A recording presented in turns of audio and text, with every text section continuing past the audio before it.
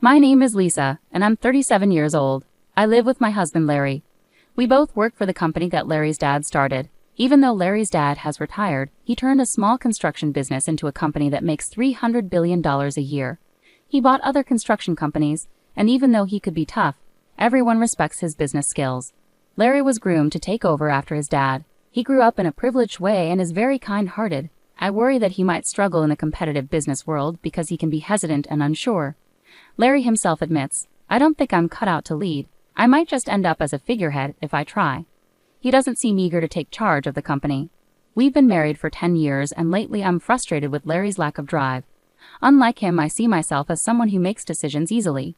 During his active years, my father-in-law appreciated this about me and gave me important tasks to handle. Before I married Larry, I worked at a bank, so I'm used to handling finances and always thinking about numbers. After we got married, I quit my job at the bank and planned to focus on being a full-time homemaker. But then my father-in-law asked me to work for his construction company instead. Soon after I started, he began inviting me to join board meetings and asked for my input on how things were managed. Initially, some board members were unsure about having the founder's daughter-in-law involved in important meetings. However, as I consistently offered valuable insights, they started to take my suggestions seriously. Despite Larry also being on the board, he rarely attended meetings and everyone, including my father-in-law, saw this as normal. One day, when I returned from a meeting, I found Larry casually watching TV. "Why didn't you come to today's meeting?" I asked, feeling angry. "You're an important member, you should take it seriously." He didn't seem guilty at all when he replied, "Even if I did go, I don't really understand what they discuss. Besides, everyone prefers your input, so it's not a problem, right?" I couldn't help but wonder if he was upset about me being involved in the meetings, despite his nonchalant remarks. My father-in-law has been teaching me all the ins and outs of running the business and seems to be preparing me to take over. I started to enjoy being part of the management, and soon enough, I was working hard to meet my father-in-law's expectations. About 3 years after I started attending meetings, my father-in-law retired completely. When important decisions needed to be made, the board members would come to me for advice, sidelining Larry. I had hoped that this would motivate Larry to get more involved, but instead he became even more disconnected from his work. Despite coming to the office in the morning, Larry would vanish by noon and spend the rest of the day at home. When he saw me there, he avoided talking about work altogether, seeming uninterested in the company's affairs. Meanwhile, my responsibilities at the company kept growing. After my father-in-law retired, the board members relied on me increasingly, and I started handling duties similar to those of a CEO.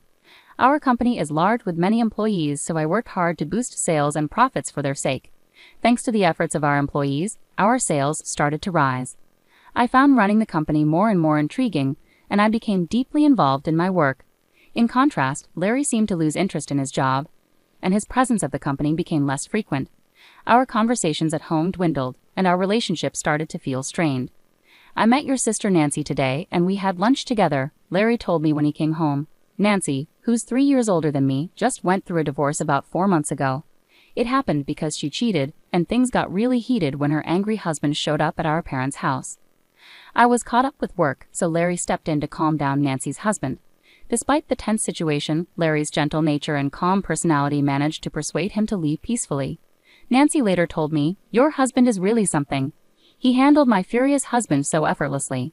She was impressed by Larry's ability to diffuse the situation. Nancy was able to finalize her divorce after paying alimony. Since then, she seemed to see Larry in a new light. Before, she might have viewed him as a wealthy, sheltered son who wasn't particularly remarkable. But after seeing how he handled her husband's anger, she began to see him as a capable and respectable business owner. Nancy, who was now single after her divorce, might have seen Larry as a desirable catch because she always liked wealthy men. But I was so focused on my work that I couldn't even imagine such a thing. Little did Nancy know, Larry was just a figurehead at the company and didn't actually run it. Nancy's ex-husband had been an impressive employee at a foreign company. He had boasted to me at their wedding, saying, "I have a high salary and good looks. You must be jealous." He was indeed handsome, intelligent, and carried a sophisticated charm. I couldn't fathom why Nancy would cheat on such a wonderful husband. 5 months after Larry mentioned having lunch with Nancy, I came home one day to find Larry looking unusually serious. "Lisa, we need to talk," he said. It was the first time he had spoken to me like that, and I felt a sinking feeling in my chest as I waited for him to continue. "Actually, Nancy is pregnant with my child, and I want a divorce," he told me. I was shocked by both the request for a divorce and the news of Nancy's pregnancy. Stunned and speechless, I listened as Larry added, Nancy plans to come over on our next date off to discuss this. I hope I can count on your support." I was shocked. "So you want to marry my sister?" I asked Larry. He looked troubled and replied, "It's not that I want to marry her, but if she's pregnant with my baby, I feel like I have no choice." Larry's usual indecisiveness frustrated me, and I sighed. "Well, if she's carrying your child, I guess we have to deal with it. Let's talk more when she comes over." Feeling like Larry and I couldn't make decisions together, I decided to meet with my sister directly to sort things out. Even though I had already made up my mind about getting a divorce, I felt I needed to talk to my father-in-law about the situation with the company. As someone involved in running the business as the founder's daughter-in-law, divorcing would make me feel like an outsider. The next day, I went to my in-law's house and shared exactly what Larry had told me with my father-in-law. My mother-in-law was initially excited about the prospect of having a grandchild, but she quieted down quickly when my father-in-law gave her a stern look. It seemed she cared more about the grandchild than the company's management. After thinking it over, my father-in-law smiled and said, "Lisa, I want you to continue managing the company as you have been. Larry can do as he pleases. I'll handle the responsibility." It was clear that my father-in-law valued the company's management more than anything else, including his son or the prospect of a grandchild. Even though he had retired, as the company's founder with the majority of shares, his influence was significant. There were no executives who would defy his wishes. I had grown attached to my work and was reluctant to step away from it. With my job secured, it was time to discuss the future with my sister. On my day off, she arrived at my house with a confident smile and said, "Lisa, it's a shame you couldn't have a child." She then arrogantly offered me money as compensation and demanded that I leave the house immediately. My husband sat there silently, listening to our conversation despite being the cause of the problem. I was dismayed by his indifferent demeanor and responded, "It's fine to discuss divorce, but we also need to address custody and property division. Let's bring in a lawyer to handle this properly." "I never imagined you, my own sister, would end up with someone like Larry," I replied to my sister with a touch of sarcasm. She glared at me briefly but then composed herself. "I've come to realize it's not just about appearances or status. It's about who someone is on the inside," she said earnestly. I couldn't help but stifle a laugh at her sudden wisdom about my husband's character. Holding back my amusement, I said, "That's wonderful to hear. I hope you and Larry find happiness together." It seemed my sister believed Larry was more than he actually was, perhaps even the president of our father-in-law's company. It was clear she hadn't heard the truth from him. After our discussion, my sister decided to move in and arranged for movers. Knowing how impulsive she could be, I had already organized a new apartment with just the essentials. I also hired a lawyer to prepare documents for dividing our property and determining alimony. The next day, after moving my belongings out, I began negotiations for alimony and dividing property with my husband and sister, alongside my lawyer. My husband remained passive, showing little emotion, while my sister did all the talking. "As I mentioned earlier, I'm willing to pay whatever alimony you ask for, so please take your time to decide," she said. Upon hearing this, my lawyer decided to pursue alimony from my sister as well as my husband. My sister is already making alimony payments to her ex-husband. I had been informed beforehand that it might be challenging to claim alimony from her. However, since she offered to pay whatever I wanted, I decided to proceed with the claim. During the property division negotiations, my sister eagerly pointed out, "This mansion originally belongs to Larry's family, so it shouldn't be included in the division of property, right?" Remaining calm, the lawyer responded, "This building and the land are owned by the company, so it's ultimately up to the company to decide." It seemed even my husband thought this house belonged to his father. "Is that so?" "I thought this house was Dad's," he casually remarked. On the other hand, my sister was surprised and turned to the lawyer, asking, "Wait, does that mean I can't live in this house?" The lawyer replied professionally, "Since it's owned by the company, you can continue living here if the company agrees." Relieved, my sister exclaimed, "Oh, you should have said that earlier. It's fine because Larry, the president, will still be here." This statement caught the lawyer off guard, who burst into laughter. "What are you talking about?" "Lisa is the president, not Larry," he clarified, looking at my sister who planned to marry my husband without knowing this crucial detail. She immediately turned to Larry and exclaimed, "Larry, you're not the president." Seeing his discomfort, I stepped in and explained to my sister, "Larry is an advisor without executive authority. I, on the other hand, am both an executive director and the president. Our father-in-law, who founded the company, was always the president. When he retired, he appointed me to these roles based on my performance, and there was no opposition from other executives. On the other hand, my husband was receiving an executive salary as an advisor, thanks to his father's arrangement, despite not having any executive responsibilities. It was more of a symbolic title than an actual role, and the salary was lower than what a regular employee would earn. This meant I was shouldering all our living expenses. Larry showed little interest in our household finances and didn't even know whether our home was owned by the company or his father. Although it was company property, my responsible father-in-law had always charged us rent. I had seen it as a standard rental arrangement, but the lawyer, still chuckling, asked, "Can we continue renting this house to Larry?" My sister was quick to react to the rent question. "Rent? Why would we charge Larry rent? It's company property, just let him live here for free." The lawyer then presented the rent amount, which startled both my sister and Larry, who seemed surprised to hear about it for the first time. "Looks like the rent for such a big house is pretty steep.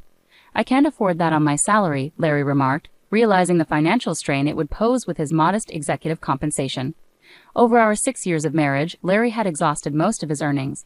My own salary had also been swallowed up by high rent and living costs, leaving us with few assets to divide, mainly savings. After the lawyer left, my sister, now aware that the mansion she coveted was rented, appeared crestfallen and stared blankly. Meanwhile, Larry wore his usual grin. I suggested, "Why don't you move back to your parents' house? Your mom was thrilled about the pregnancy."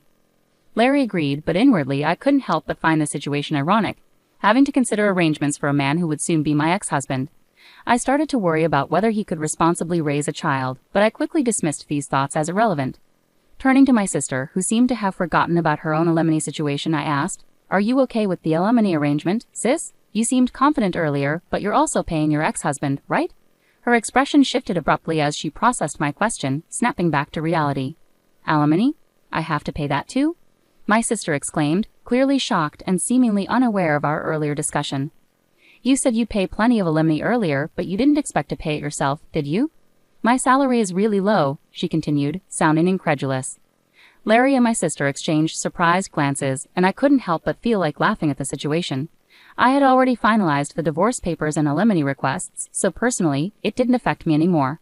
But watching Larry and my sister's reactions was almost comical. My ex-husband, who had remarried my sister and moved back to his parents' home as I had suggested, found himself caught in constant arguments between my sister and our in-laws. The root cause of these conflicts stemmed from the lie about my sister being pregnant with his child. His mother, hoping for a grandchild, was furious upon discovering the truth. Meanwhile, my father-in-law, who had never approved of my sister taking his son away from me, refused to even speak to her. He covered Larry's alimony payment in full, ensuring it was settled.